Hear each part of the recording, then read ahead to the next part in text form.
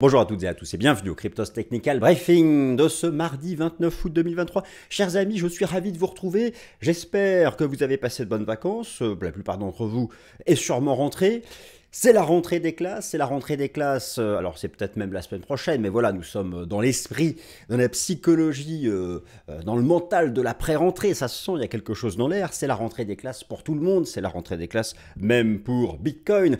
Un Bitcoin sacrément bougon, grincheux, bourru, volatile, versatile, c'est vrai, non mais c'est vrai, nous sommes toujours sous l'influence de cette session de liquidation de position longue du jeudi 17 août dernier qui nous ramena violemment sur le support à 25 000 $. Et depuis, c'est le calme plat, la volatilité tend à nouveau à s'écraser. Mais soyez pas surpris.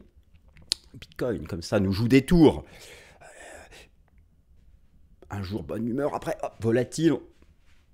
Attendez. Il a quel âge, Bitcoin ? Alors, attendez, on va recalculer ça.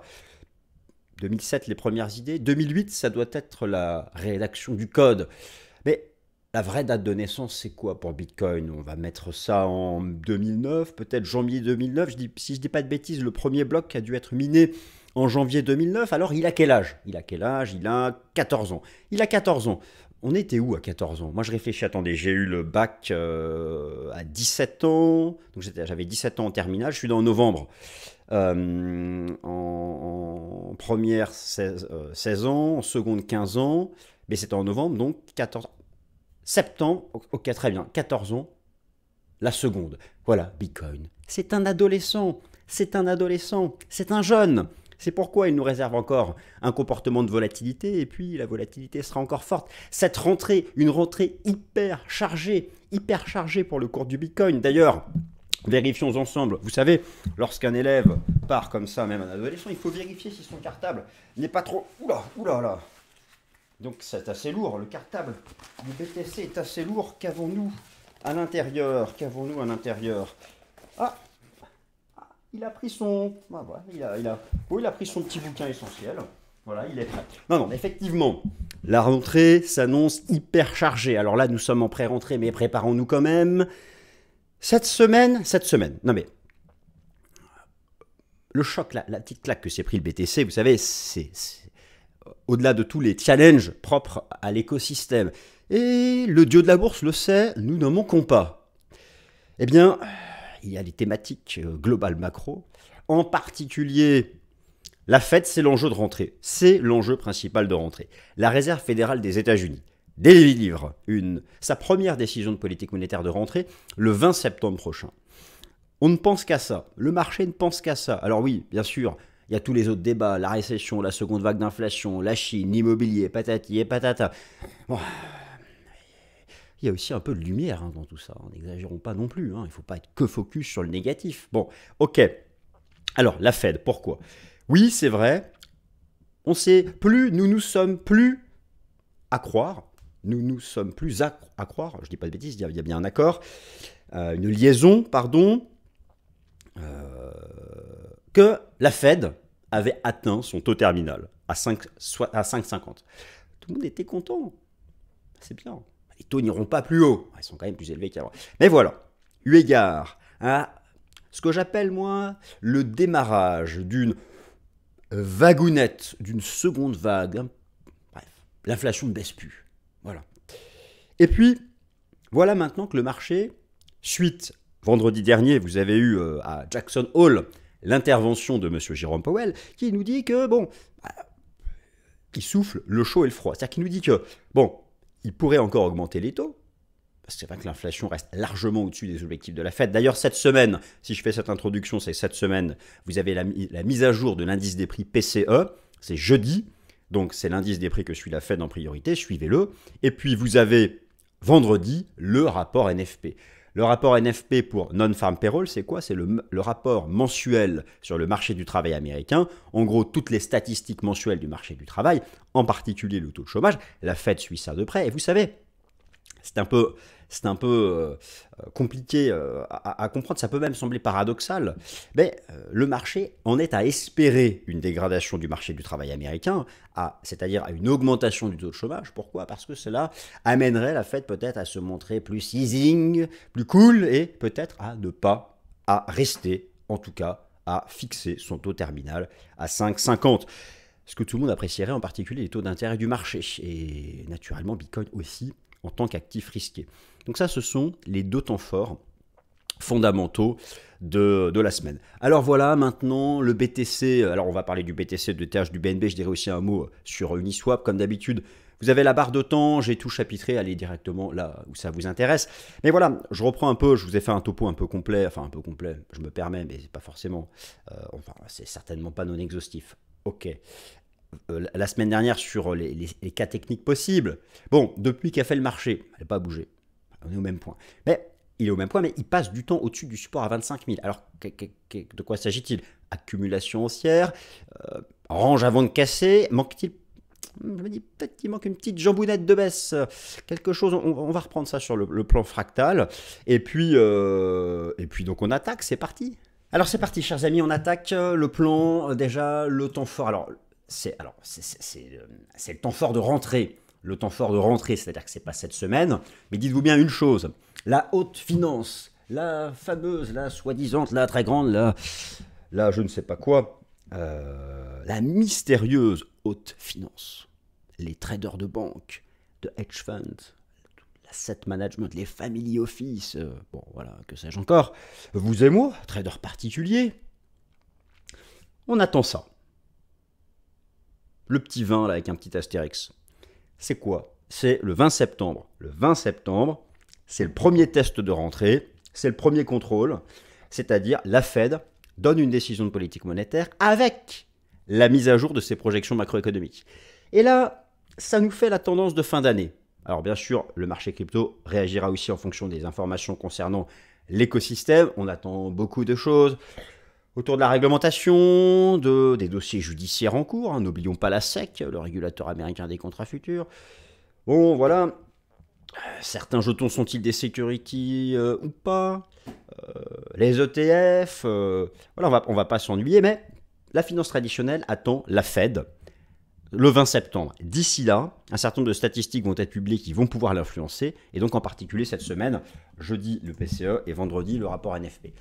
Donc, au stade actuel, il y a eu une nouveauté par rapport à la semaine dernière, et ça je voulais absolument vous montrer ça. C'est Powell, malheureusement, l'ami Powell, Dieu Powell, certains diraient, mais alors quand je dis Dieu Powell, rassurez-vous, le dieu de la bourse, hein, donc bon, voilà. Il a parlé et il y a un petit changement, c'est-à-dire qu'avant qu'il parle, le marché envisageait que la Fed avait atteint son taux terminal. Le taux terminal de la Fed est exactement à 5,25. Et désormais, bon, ne tenez pas compte de ça, c'est 5,25 le taux actuel. Là, vous avez les taux du marché, le 2 ans américain, le 30 ans, le 10 ans. Et désormais, le taux terminal anticipé comme étant le plus probable, à hauteur de 45%, bon, c'est 5,75. Voilà, ça stresse le marché. Et idéalement, il faudrait que... alors, ouais, ça se joue à pas grand-chose. Hein. Par exemple, alors, le 20 septembre prochain, a priori, ce sera le statu quo. Mais le 1er novembre, entre rester à 5,50 ou pas 5,75, regardez, il y a quasiment équiprobabilité. C'est pour ça que c'est d'ores et déjà un débat passionnant. Alors, pourquoi? Eh bien, parce que, voilà, je vous remonte... Il y a plein de façons de lire l'inflation, les indices des prix officiels, l'application Trueflation, des algorithmes, il y a tout un tas, on peut prendre le prix du pétrole, le prix du blé, les sous-catégories, bon, il y a plein de choses. Moi, je vais simplement prendre l'indice synthétique proposé par Trueflation, hein, qui est une société. C'est intéressant, c'est que Trueflation, c'est un indice des prix qui est basé sur la technologie blockchain. Donc là, il y a quand même un lien avec... Et bah, vous constatez comme moi, voilà, qu'est-ce qui se passe? On avait une belle désinflation impeccable, hein, on est quand même passé de 10%, on était presque sous 2. 0,8 et là bah, on s'est mis à plat et comme d'habitude c'est comme en bourse lorsqu'on passe d'une tendance baissière à une phase de transition latérale, tout le monde s'interroge, s'agit-il d'une phase de transition latérale en mode renversement de tendance à la hausse, et là ce serait la seconde vague d'inflation, ou s'agit-il d'une petite vagounette, ou une stabilisation avant reprise de la baisse? Voilà, tout le monde s'interroge sur ça. Bon, pour l'instant, le prix du pétrole s'est stabilisé à 80 $, mais il n'y a pas que le prix du pétrole, donc ça c'est un des enjeux majeurs de rentrée. Moi, ce que j'observe, il y a un truc qui me plaît moyen, c'est dans les indices d'inflation. Alors là, dans True Fashion, l'immobilier, donc vous avez tous les coûts de l'immobilier, que ce soit des coûts de type en tant que propriétaire ou locataire, c'est 23%. Dans les indices d'inflation officiels suivis par la Fed, c'est plutôt 30-40% l'immobilier. Et il y a un petit rebond, c'est pas bon ça. Donc voilà, ça fait partie des choses à suivre. Justement cette semaine, alors ce jeudi, vous avez la mise à jour de l'indice des prix PCE aux États-Unis. Il est à 3% actuellement. Et donc ce jeudi, nous serons donc le 31 août, mais c'est l'inflation au titre de juillet, j'espère que vous me suivez. Elle est attendue en rebond à 3,23 et peut-être ensuite même à 3,60. Là, je suis sur quoi? Je suis sur le site de la Réserve fédérale de Cleveland. C'est une des antennes de la Fed, elle a son algo, il fonctionne plutôt bien, elle prévoit de voir. Donc, mais on comprend pourquoi, il y a un rebond de l'inflation. Donc ça stresse le marché. Et donc, les taux d'intérêt du marché sont repartis à la hausse. Alors, là, actuellement, les taux d'intérêt du marché ils temporisent. Je vous les remontre ici.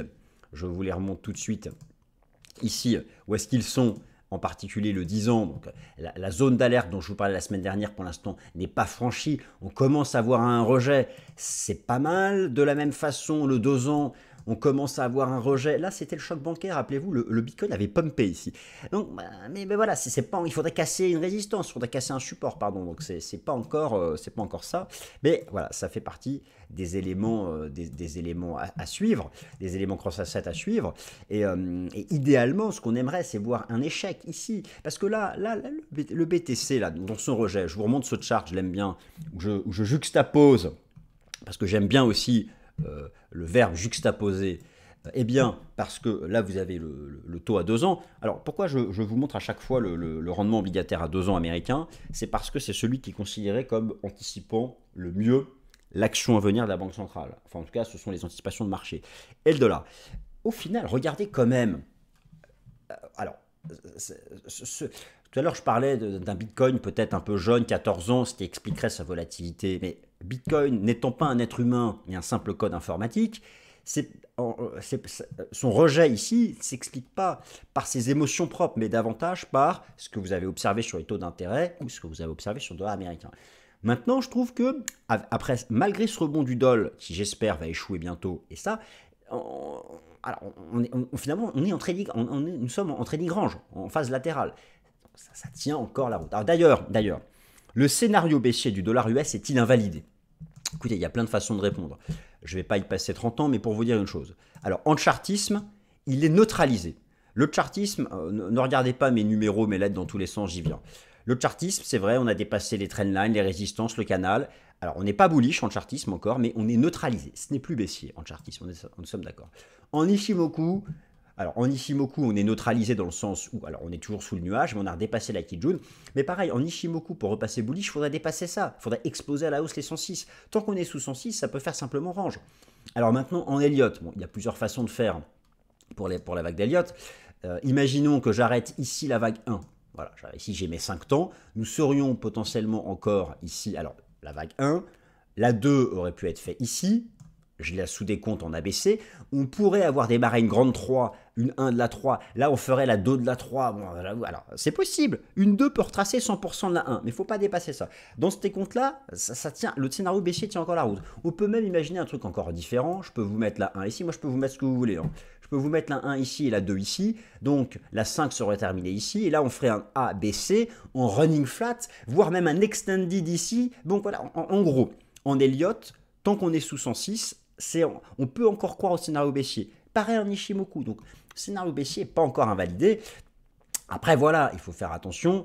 Vous savez que comment dire, là ce sont des hypothèses. Hein. Le dollar américain face à un panier de devises, c'est à 57%, c'est de l'euro-dollar. Bon, on revient dans un bas de canal et tout, là, il faut quand même faire attention. Mais voilà, c'est pas, donc ça, c'est important. Et d'ailleurs, alors, toujours sur ce sujet, je vous montre ici, parce que la question du dollar est majeure pour la rentrée du BTC. Hein. Elle est majeure. Vous avez ici, je vous remontre le positionnement des asset managers, le positionnement institutionnel sur le taux de change euro-dollar, donc raisonné à l'envers pour le positionnement sur le dollar américain, vous me suivez. C'est très propre ce qu'on avait eu. D'ailleurs, le rebond du Bitcoin depuis fin 2022, c'était la remontée de la position nette acheteuse sur l'euro-dollar, l'effondrement des positions short euro-dollar. Il faut commencer à s'inquiéter. Il faudra, regardez, par exemple, le point haut du BTC. Le point haut du BTC au printemps 2021, nous commencions à voir l'explosion des positions acheteuses sur le dollar. Vous comprenez bien, là c'est l'augmentation des positions vendeuses sur l'euro-dollar, donc c'est acheteuse sur le dollar américain. Est-ce que tout le monde me suit? Parfait. Alors, et donc là où moi je reste encore pas trop inquiet sur le dollar américain, c'est qu'on n'a pas d'explosion de position short sur l'euro-dollar. Ça commence un peu, il y a un petit truc, mais alors par contre oui, si je vais, moi c'est vrai que je suis un jusqu'au boutiste chartiste, si je vais jusqu'à appliquer l'analyse chartiste sur le positionnement net, c'est-à-dire la courbe jaune ici, les achats moins le truc, est-ce qu'on voit ici une espèce d'épaule tête épaule? Bon là on est mort, ce serait archi bullish dollar US, mais nous sommes encore pas là. Alors le marché action américain n'est plus en surachat technique, ça je vous avais beaucoup parlé il y a un mois, quand je disais que Bitcoin avait manqué le coche. La bonne nouvelle, c'est qu'effectivement, il avait manqué le coche, il s'est pris une petite tannée, il est revenu à 25. Mais au final, les divergences sont en train d'être épurées. Le S&P 500 retrace, d'ailleurs comme le Nasdaq. Et là, alors, c'est pareil, là, est-ce qu'on est dans la vraie 4 ou est-ce qu'on est simplement dans la 4 de la 3? En fait, qu'on soit dans la 4 ou la 4 de la 3, c'est-à-dire qu'il manque encore une jambe de hausse. Maintenant, la différence, c'est que si on est dans la 4 de la 3, eh bien là, le retracement est fini à 4330, alors que si on est dans la vraie 4, on peut revenir chercher les 4002. Bon, ça, c'est la différence. Mais dans tous les cas, moi, je me dis qu'il manque encore une jambe de hausse sur le SP500 pour cette rentrée. Alors, il y a aussi toujours sur le marché action, du côté du marché action, il y a toutes les mesures, vous avez suivi ça, toutes les mesures que vient de prendre le gouvernement chinois pour soutenir son marché action qui était en perdition. Regardez, c'est intéressant. Je vous montre ici la représentation graphique en bougie japonaise journalière de l'indice de Shanghai. Et là, depuis 2 jours, vous avez donc des annonces, en particulier de réduction de la fiscalité sur les plus-values sur actions en Chine. Il y a aussi des annonces qui ont été faites sur l'effet de levier. Voilà, on voit que il y a des flux bullish qui reviennent sur les actions chinoises, mais c'est encore chaud. Je veux dire, cette bougie, on a ouvert ici, on a clôturé en bas. Mais il y a une tentative de stabiliser les marchés actions. Il y a une tentative des autorités chinoises de stabiliser les marchés financiers et d'éviter que les activités risquées s'en prennent une. Bon, ça, c'est plutôt apprécié. Mais bon, voilà. Donc, du côté du marché action, ce qui moi m'intéresse, c'est que je trouve qu'on a quand même bien dégonflé sur achat technique. On retrouve d'ailleurs ça aussi du côté du Nasdaq. Je peux vous montrer, c'était lequel que je voulais vous montrer. C'était non, c'était pas le Nasdaq Composite, c'était le Nasdaq 100. Voilà, c'est du côté du Nasdaq Composite, donc le large. Bon, ça reste dans les cordes et on tient ce support-là. Il y a des choses où je me dis que voilà, on connaît la corrélation avec le marché, avec le cours du BTC. Alors, vous avez peut-être noté quelque chose. Je vais vous parler du rapport entre le Bitcoin et l'or. Moi, il y a quelque chose que j'ai observé.